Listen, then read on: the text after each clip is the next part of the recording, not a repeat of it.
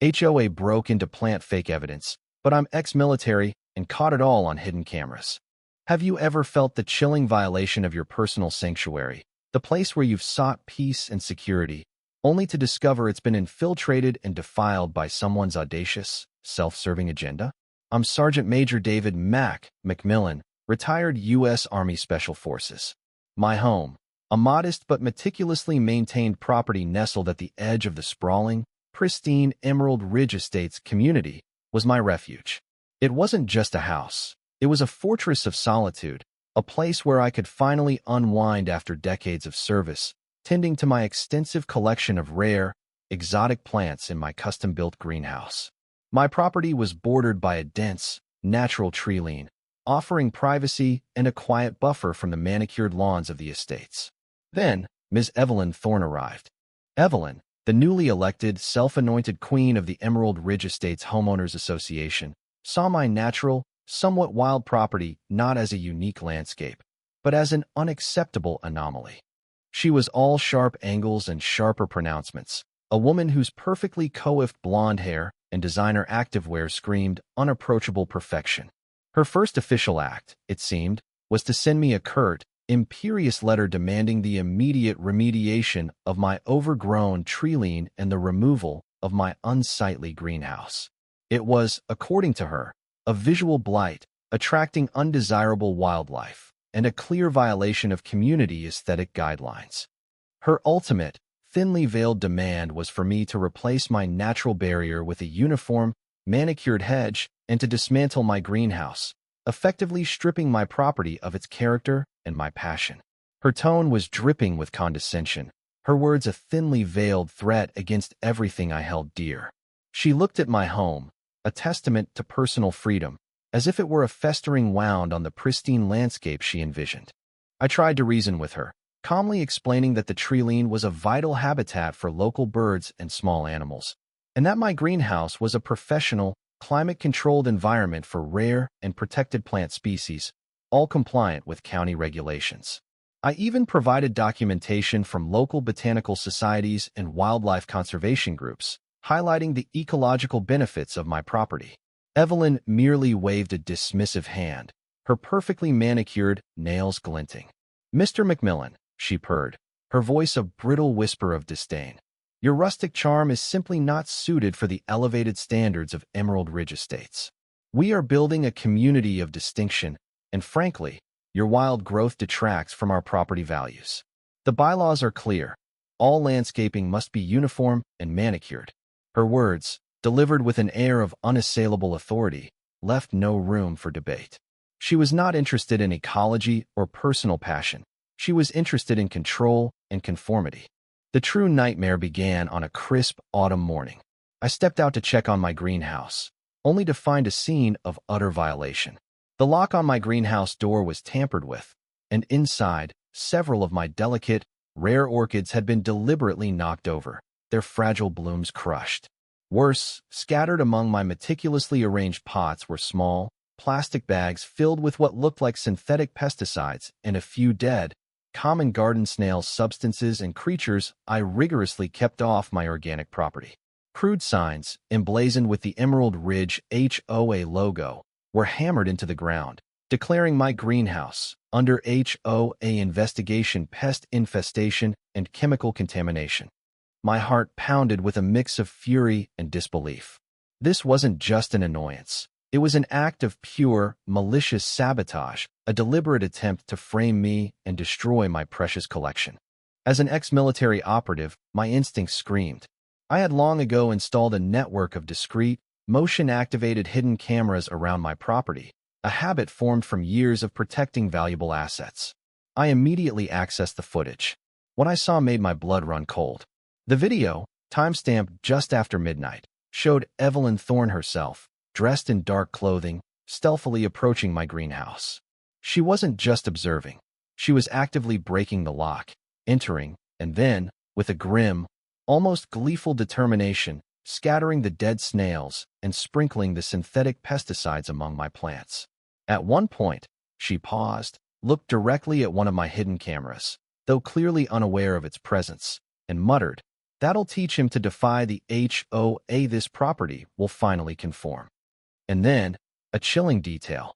The camera also captured a brief, whispered phone conversation Evelyn had just before entering my property. She was speaking to a man I recognized as Mr. Davies, the CEO of Greenview Landscaping Solutions, a company known for its aggressive tactics and highly priced comprehensive landscape management services. They were discussing the final phase of their plan to acquire a large section of the neighborhood's common green space, claiming it was underutilized and that my pest-ridden property was an impediment to their plans. The green space, I knew, was a vital community resource, hosting weekly farmers markets and providing a natural drainage area for the entire community.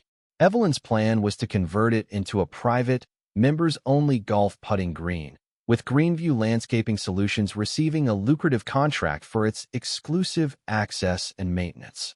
This wasn't just about my greenhouse. It was a calculated, high-stakes conspiracy, threatening not only my property, but a vital public resource and the community's shared green space. Armed with this irrefutable evidence, the hidden camera footage of her breaking in and planting fake evidence, the incriminating conversation, and my detailed knowledge of the community's common areas, I resolved to confront Evelyn publicly. I learned she had called an emergency HOA meeting, ostensibly to present a new community initiative, the Emerald Ridge Exclusive Putting Green, and to address the ongoing issue with Mr. McMillan's non-compliant and potentially contaminated property. I arrived, my evidence ready, just as Evelyn, radiating an almost unbearable smugness, began her presentation, complete with glossy renderings of the new putting green sprawling across what she claimed was underutilized HOA land. I waited for a lull, then stood up, my voice steady despite the tremor in my hands. "Evelyn," I stated, holding up my tablet with the hidden camera video paused on her mid-sabotage face. "I believe this footage and your recent actions sheds a rather inconvenient light on your putting green initiative." Her eyes, which had been sparkling with self-satisfaction, immediately narrowed. She quickly recovered, her voice sharp. "Mr. McMillan, I have no idea what you're talking about. This is a private HOA matter. You are disrupting our proceedings, and your dramatics are quite unnecessary." She attempted to rally the other HOA members, painting me as a disgruntled, obsessive gardener, a nuisance to their refined community. As you can see, ladies and gentlemen, this is precisely the kind of element we are trying to remove from our beautiful Emerald Ridge. But just as she was about to call for me to be removed, a quiet, unassuming woman named Dr. Anya Sharma, a renowned urban planner and environmental advocate who lived in Emerald Ridge and had been quietly researching the HOA's land dealings, rose from her seat. "Actually, Ms. Thorne," Dr. Sharma interjected, her voice calm but authoritative, "Mr. McMillan raises a very serious point. And I also have something to add." She then projected a series of topographical maps onto the screen, clear, undeniable images showing the common green space as a designated public easement and a critical floodplain. "This proposed putting green," Dr. Sharma continued, her voice gaining strength, "is a direct violation of county zoning laws and environmental regulations. It threatens to exacerbate flooding in lower-lying areas of this community and would illegally privatize public land." A collective gasp rippled through the room. Before Evelyn could even stammer a denial, the doors to the community hall swung open. Two stern-faced police officers, accompanied by a representative from the district attorney's office, walked in.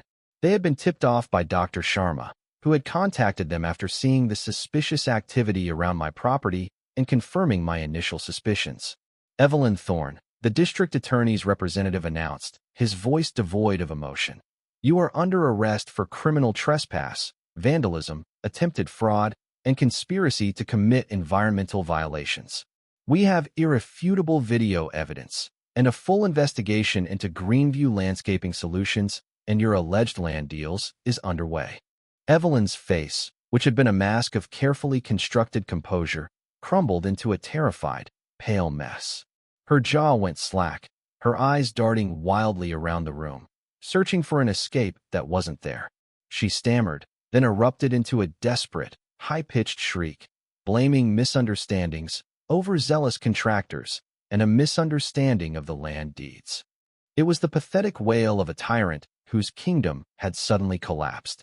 Then, a surprising voice emerged from the crowd.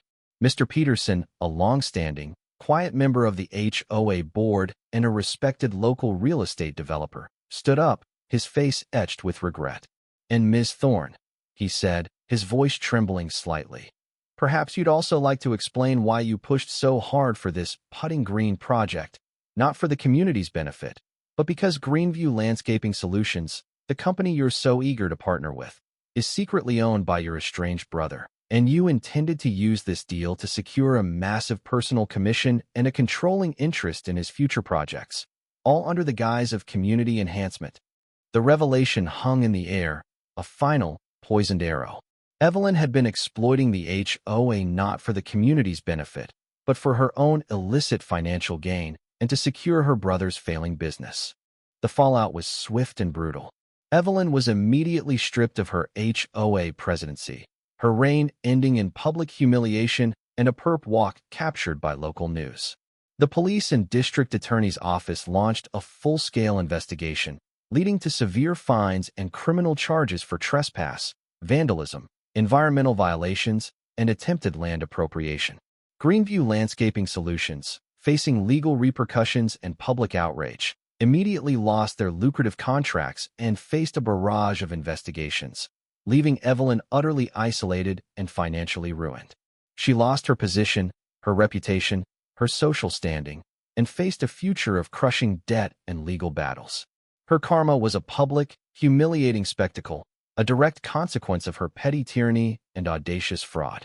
I felt a profound sense of vindication, a quiet triumph that justice, however painfully achieved, had prevailed. My greenhouse was repaired, my plants safe, and my property more secure than ever. The community, shaken but united, began the process of rebuilding trust and respecting the delicate balance of property rights and the environment. In a world where bureaucratic power can become a weapon and individual ego can lead to audacious exploitation and criminal acts, where do we draw the line between upholding rules and protecting personal property and the environment? When faced with such blatant disregard for rights, safety, and the well-being of others, what would you have done?